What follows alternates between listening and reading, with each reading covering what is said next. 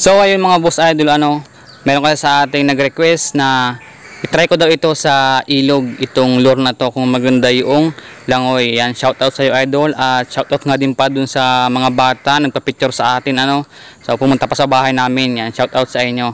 So ito pala guys, lure na ito, hindi ito pang freshwater, so pandagat ito. So gusto lang naman makita yung langoy kung maganda, kaya subukan natin kung maganda yung langoy. So ito yung kanyang design ng lure. Yan. So yung pang freshwater o yung pang ilog ay ibang lure yun.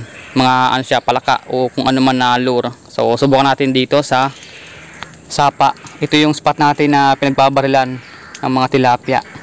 So ayan yung langoy guys, ayun, ang ganda ng langoy niya. So wala pa yung swivel ba yun? Ayun, ganda. Kaya hindi pa ganun kaganda yung langoy niya. Pero kapag may swivel yan ay maganda yan. So kailangan kasi mabilis. Ayun,